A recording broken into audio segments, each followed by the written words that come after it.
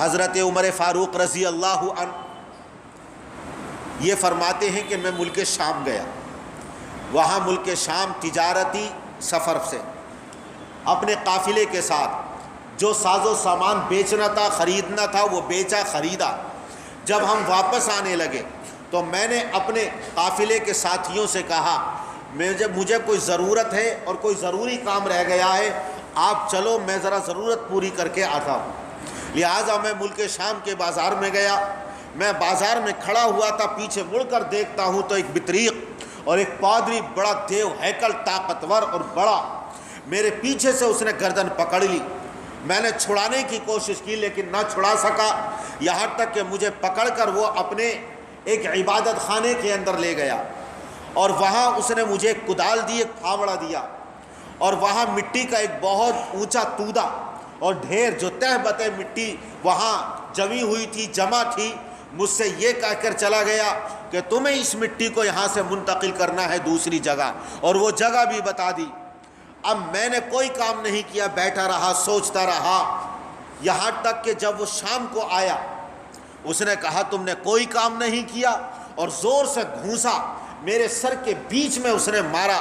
میں بھی غیظ و غضب میں مبتلا، پہلے ہی سے طیش میں تھا۔ میں کھڑا ہوا اور میں نے زور سے اس کے سر پر اتنی زور سے گھونسا مارا کہ اس کا بھیجا اس کے ناک کے راستے سے باہر نکل آیا۔ جب وہ مر گیا تو میں نے راہ فرار اختیار کی، وہاں سے بھاگا، پوری رات بھاگتا رہا۔ جب رات بھاگتے بھاگتے صبح ہو گئی مجھے، تو میں نے ایک دیوار کی پناہ لی اور سائے میں بیٹھ گیا، یہاں تک کہ ایک راہب اور ایک توریت انجیل کا عالم آیا، اور اس نے جب مجھے دیکھا تو کہا کہ تم یہاں کیسے، اور مجھے اپنے ساتھ وہ ضیافت کرنے کے لیے مہمان نوازی کے طور پر لے گیا۔ وہاں وہ ایک گرجا گھر کے اندر لے کر گیا، اور پھر اس کے بعد اس نے کہا میں نے آسمانی کتابوں کے اندر جو کچھ پڑھا ہے وہ تمہارے اندر میں پاتا ہوں، اور تم اس نبی آخر الزماں کے وزیر بنو گے جو نبی آخر الزماں عرب کے اندر مبعوث ہونے والا ہے۔ اور تم میرے نام اس چمڑے کے کاغذ کے اوپر ایک عہد نامہ لکھ دو، دستاویز لکھ دو، تمہارے ہاتھ پر یہ ملک شام فتح ہوگا، اور تمہیں بیت المقدس کی چابیاں عنایت کی جائیں گی، تم فرما روا اور حکمراں اور بادشاہ بنو گے۔ میں نے کہا کہ بھائی تم نے مجھے پناہ دی ہے، میری ضیافت کی ہے، اور تم یہ باتیں کر کر کے مذاق کرکرا کر رہے ہو، اب مجھے جانے کی اجازت دو۔ کہنے لگا کہ نہیں، میں نے جو علامتیں پڑھی ہیں وہ تمہارے اندر پائی جاتی ہیں، تمہارا نقصان کیا ہے کہ تم اس چمڑے کے کاغذ کے اوپر میرے لیے امان لکھ دو، ایک عہد نامہ لکھ دو کہ جب تم ملک شام پر قابض ہوگے اور یہاں کے حکمراں بنو گے تو ہمیں یہاں سے نکالو گے نہیں۔ میں نے معاملے اور قصے کو ختم کرنے کے لیے یہ دستاویز کے طور پر لکھ کر دے دیا۔ پھر اس کے بعد میں وہاں سے رخصت ہوا، اپنے قافلے کے ساتھ ملا اور مکہ مکرمہ آ گیا۔ بات گئی گزری ہو گئی، حضور اکرم صلی اللہ علیہ وسلم نے نبوت اور رسالت کو پیش کیا۔ میں حضرت عمر کی اس وقت عمر 27 برس کی تھی، تمام کے تمام دشمن بنے ہوئے تھے۔ ایسے حالات میں جو ایمان قبول کرتا تھا جیسے حضرت ابو بکر اور دوسرے صحابہ کرام، تو ان حالات میں ایمان قبول کرنا آسان نہیں تھا۔ تعزیانے تھے، سزائیں تھیں، ظلم و ستم کا تختہ مشق بنایا جاتا تھا، ظلم و ستم کی چکی میں پیسا جاتا تھا۔ آپ کے ساتھ وابستہ ہونا پورے عرب کو، پورے مکے کو، صنادید قریش کو، سرداران مکہ کو اپنا دشمن بنانا تھا، اور اب تیار ہونا تھا۔ دیکھتے ہوئے انگاروں پر لیٹنا پڑے گا، تپتی ہوئی ریت پر اس کو گھسیٹا جائے گا، پتھر کی چٹانیں اس کے سینے پر رکھی جائیں گی، دھوپ میں اس کو کھڑا کیا جائے گا، اور گرم زرہیں اس کو پہنائی جائیں گی، لوہے کی سلاخوں سے اس کی پیٹھ کو داغا جائے گا، اور اس طرح کی سزاؤں سے اسے دوچار کیا جائے گا۔ جو ایمان لاتا تھا گویا کہ ان کے لیے اسے تیار ہونا ہے۔ حضرت عمر رضی اللہ تعالی عنہ جو ایمان لاتا تھا خود اس کے دشمن بن جاتے تھے، ان کی بانڈی تھی، مارتے مارتے تھک جاتے تھے، اور جب تھک جاتے تھے تو کہتے تھے کہ ذرا آرام لے لوں، جب میں آرام لے لوں پھر تجھے اپنے ظلم کا نشانہ بناؤں گا۔ اس طرح ظلم کرتے تھے۔ حضرت ایک مرتبہ دار الندوہ میں مشورہ ہوا کہ اس محمد نے صلی اللہ علیہ وسلم ہماری صفوں میں دراڑ پیدا کر دی، باپ کو بیٹے سے جدا کر دیا، رشتہ داروں میں اختلاف پیدا کر دیا، ہمارے درمیان اختلاف انتشار کا ماحول پیدا کر دیا، نیا دین لے کر آیا ہے، ہمارے پرکھوں کو برا بھلا کہتا ہے، ہمارے آباء و اجداد کو گمراہ کہتا ہے، ہمارے معبودوں کی توہین کرتا ہے اور ان کو برا بھلا کہتا ہے۔ بہتر ہے کہ اس کا قصہ ختم کر دیا جائے۔ اور اس مجلس کے اندر شیطان بھی بیٹھا ہوا تھا، شیخ نجد بن کر آیا تھا۔ حضرت عمر جو اس وقت مسلمان نہیں ہوئے تھے، کہا کہ میں اس قصے کو ختم کیے دیتا ہوں اور شمع رسالت کو گل کر دیتا ہوں۔ ننگی تلوار لے کر اٹھے، راستے میں ابو نعیم غالباً صحابی ملے، انہوں نے پوچھا تو اپنے ارادے کو بتایا، کہا جاؤ پہلے اپنے گھر، تمہارے بہنوئی وہ بھی عشر مبشرہ میں سے سعید ابن زید ابن عمرو ابن نفیل، تمہاری بہن فاطمہ بنت خطاب ایمان کے اندر داخل ہو چکے ہیں۔ گھر پر گئے، قرآن کی آواز کانوں میں پڑی تھی، آہٹ جب حضرت عمر کی سنی تو فوراً قرآن کے نسخے کو چھپا دیا، دروازہ کھولا، پوچھا کیا پڑھ رہے تھے، چھپانا چاہا، بہت مارا بہنوئی کو، بہن آگے بڑھی تو بہن کو بھی مارا، خون سے لہو لہان، آخر بہن بھی حضرت عمر کی تھی، کہا اے عمر جو تیرا جی چاہے وہ کر لے، تو ہماری جان تو لے سکتا ہے لیکن ہمارے دل سے ایمان کو نکال نہیں سکتا۔ جب یہ بات سنی تو حضرت عمر کے اوپر اثر ہوا، وضو کیا یا غسل کیا، وہ سورہ طٰہٰ کا نسخہ پڑھا، آنکھوں سے آنسو رواں دواں، فوراً دارالندوہ آئے اور حضور اکرم صلی اللہ علیہ وسلم کی خدمت میں دار ارقم آئے، جھانک کر دیکھا تو حضرت عمر کے ہاتھ میں ننگی تلوار، کہا کہ حضرت عمر ہیں۔ حضرت حمزہ نے دلاسا دیا کہ آنے دو، اگر نیک ارادہ ہے تو خیر مقدم ہے، خوش آمدید، لیکن اگر برا ارادہ ہے تو اسی کی تلوار سے اس کی گردن اڑا دی جائے گی۔ دروازہ کھولا گیا، حضور اکرم صلی اللہ علیہ وسلم نے باروب آواز میں کہا، دامن جھٹک کر کہا، اے عمر کس ارادے سے آئے ہو؟ فوراً کلمہ پڑھا اور ایمان کے اندر داخل ہو گئے، اور پھر علانیہ طور پر خانہ کعبہ کے اندر، حرم کے اندر نماز پڑھی ہے، اور اس سے پہلے کبھی بھی علانیہ طور پر کسی نے نماز ادا نہیں کی تھی۔ حضور اکرم صلی اللہ علیہ وسلم کی مراد ہیں، مراد رسول، دو پہلوان، دو بہادر جن کا مکے کے اندر سکہ چلتا تھا،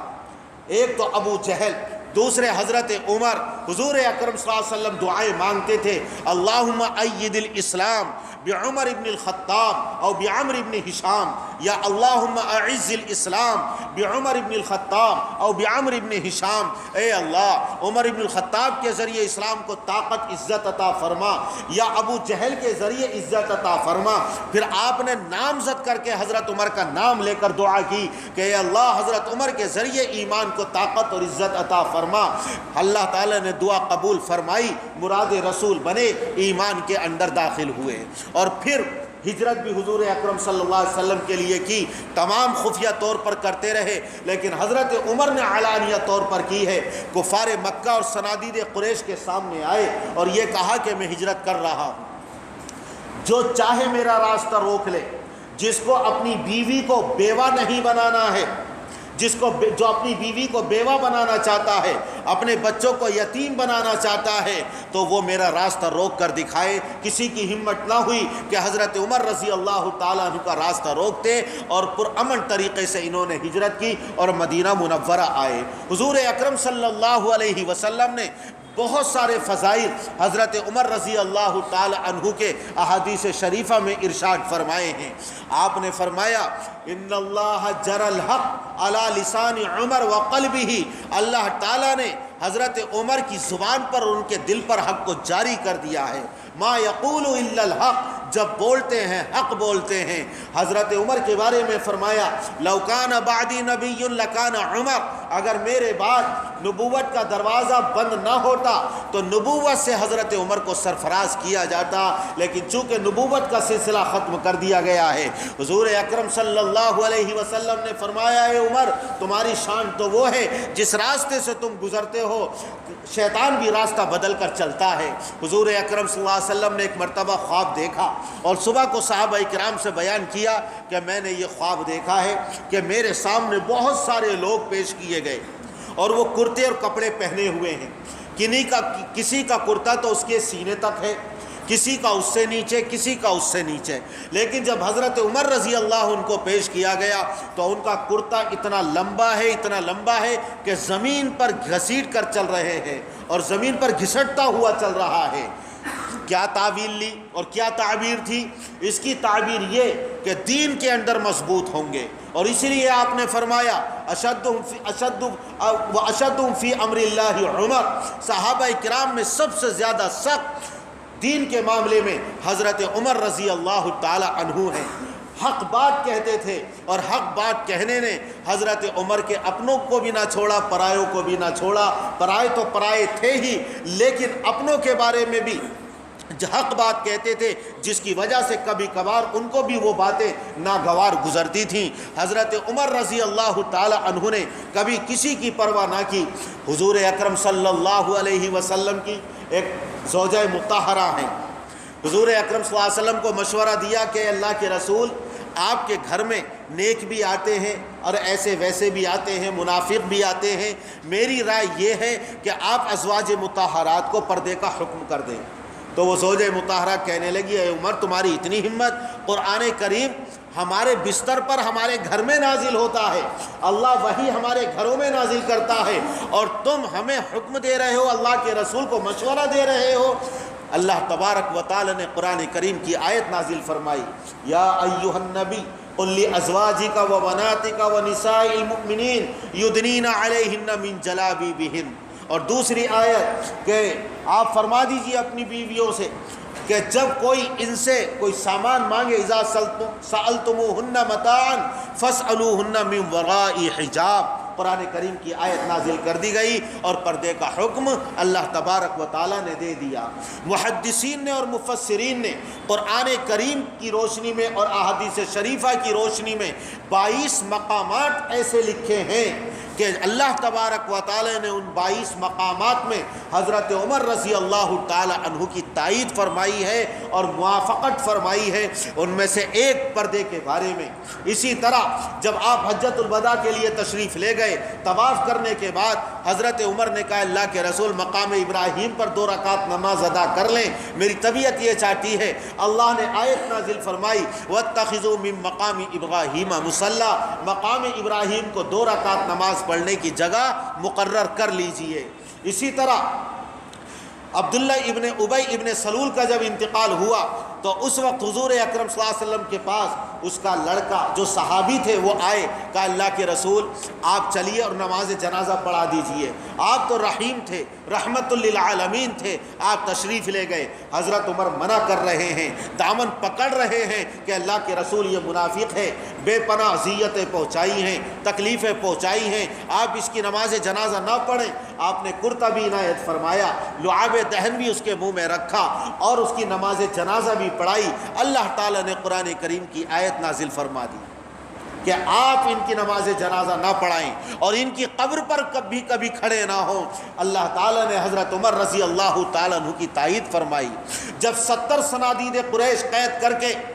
مدینہ منورہ لائے گئے تو مشورہ کیا گیا کہ ان کے ساتھ کیا معاملہ کیا جائے۔ حضرت ابو بکر نے مشورہ دیا فدیہ لے کر چھوڑ دیا جائے، کسی نے اور نے یہی مشورہ دیا، حضرت عمر نے مشورہ دیا کہ ان کو قتل کر دیا جائے تاکہ ہمیشہ کے لیے کفر کی اور شرک کی کمر ٹوٹ جائے اور سر نہ اٹھا سکے۔ لیکن حضور اکرم صلی اللہ علیہ وسلم،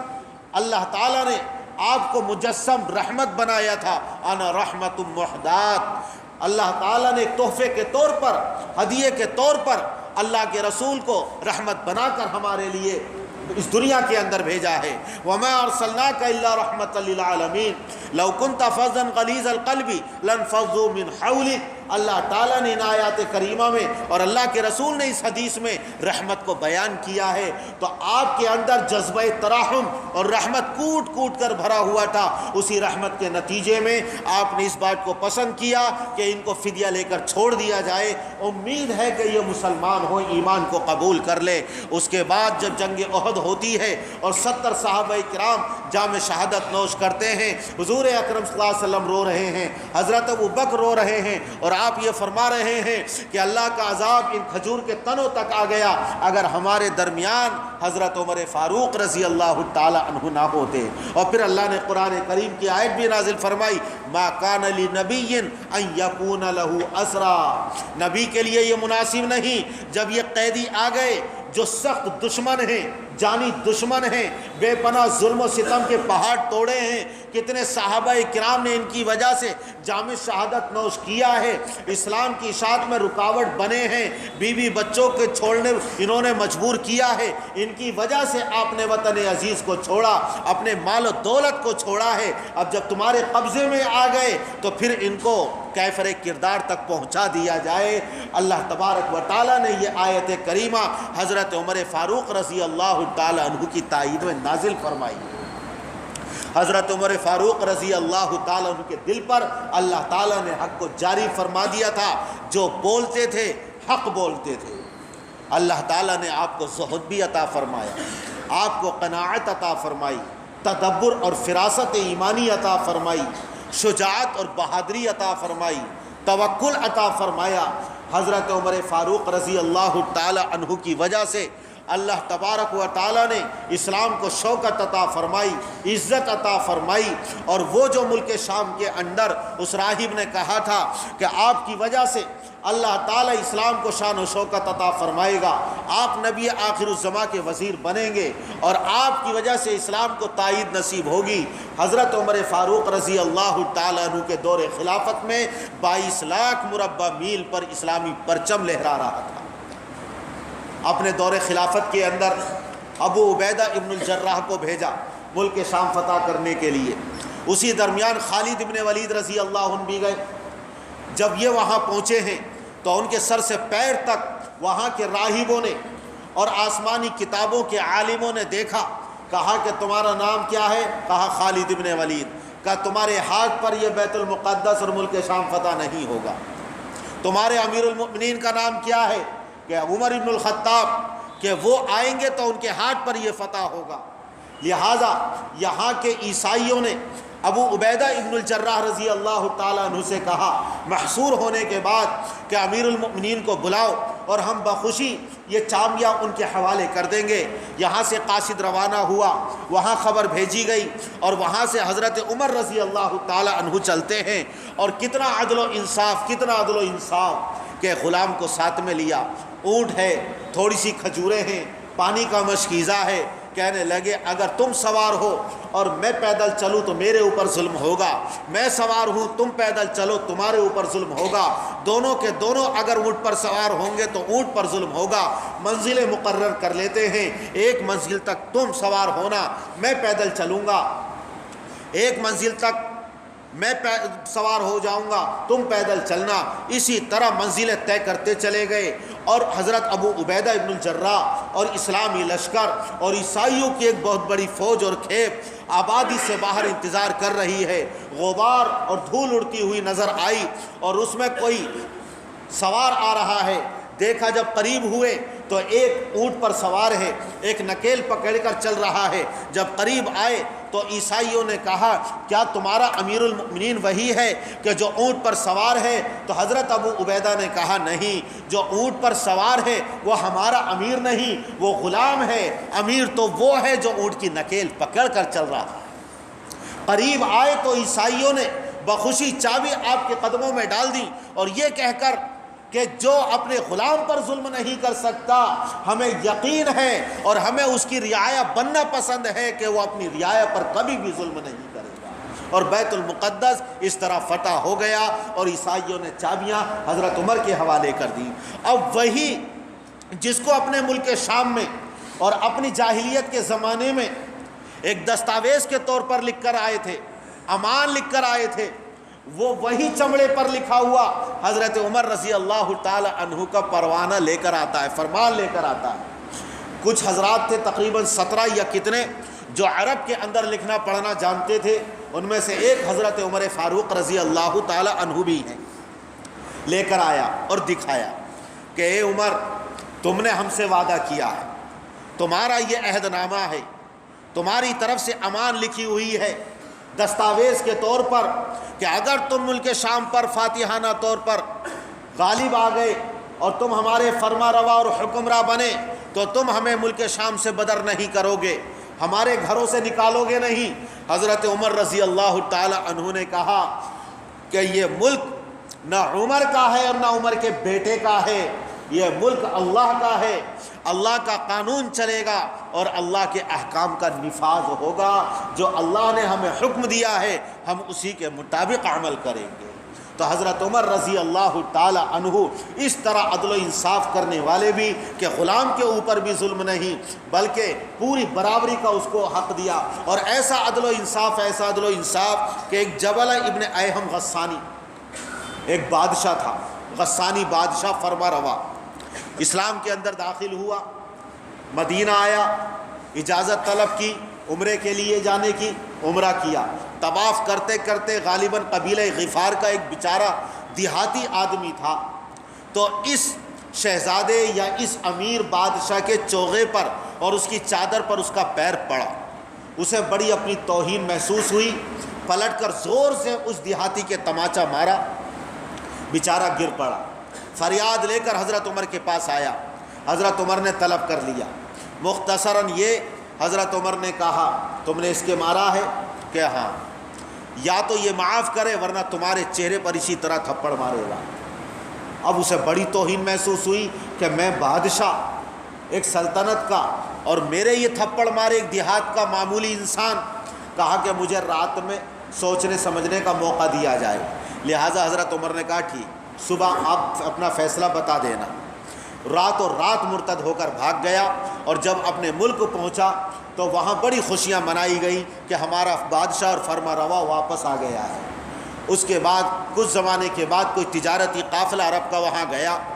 اس نے اس تجارتی قافلے کو جو مسلمانوں کا تھا بلایا اور یہ کہا کہ تمہیں معلوم ہے میں غسانی بادشاہ ہوں، اسلام کے اندر داخل ہوا تھا لیکن ایک تماچے کے خوف سے اور اپنی بے عزتی کے اندیشے سے مرتد ہو کر آ گیا، لیکن جب سے میں مرتد ہوا ہوں میرے دل کو کبھی سکون نہیں نصیب ہوا، اس لیے میں چاہتا ہوں کہ ایمان کے اندر پھر داخل ہو جاؤں، لیکن میرے لیے کوئی بہانہ چاہیے، عزت کا سبب چاہیے۔ اگر حضرت عمر اپنی بیٹی میرے نکاح میں دینے کے لیے آمادہ ہو جائیں تو میں ایمان قبول کرنے کے لیے تیار۔ ایک آدمی وہاں سے فوراً روانہ ہوا، مدینہ منورہ آیا، حضرت عمر کے سامنے اس بات کو پیش کیا، حضرت عمر رضی اللہ عنہ نے کہا فوراً جاؤ اور کہو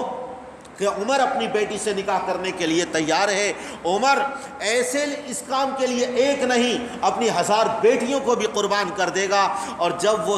وہ آدمی مسلمان جب یہ حضرت عمر کی طرف سے لے کر چلے ہیں اور ملک شام کے اندر داخل ہوئے تو اس غسانی بادشاہ کا جنازہ نکل رہا تھا، حالت کفر پر اس کا انتقال ہوا، ایمان اس کو نصیب نہ ہوا۔ لیکن عدل و انصاف حضرت عمر رضی اللہ عنہ کا کہ ایک دیہاتی ہے ایک بادشاہ ہے، عدل و انصاف قائم ہوگا، اگر تھپڑ مارا ہے تو تیرے تھپڑ لگایا جائے گا، یا یہ اپنی خوشی سے معاف کر دے تو اور بات ہے۔ بہرحال حضرت عمر فاروق رضی اللہ تعالی عنہ نے اس طرح امارت کی ہے، خلافت کے کام انجام دیے ہیں، اور ایسا وقت تھا کہ 12 پیوند ان کے کپڑوں پر لگے ہوئے۔ ابو عبیدہ بن الجراح مشورہ بھی دیتے تھے کہ آپ عمرہ کے سامنے جائیں گے اچھا لباس زیبتن کر لیجئے، تو فرماتے ہیں ابو عبیدہ اللہ تعالیٰ نے ہمیں اسلام کی وجہ سے عزت عطا فرمائی ہے، جب ہم اسلام کے علاوہ کسی اور چیز میں عزت تلاش کریں گے اللہ تعالیٰ ہمیں ذلیل کر دے گا، اسلام کے مطابق زندگی بسر کریں۔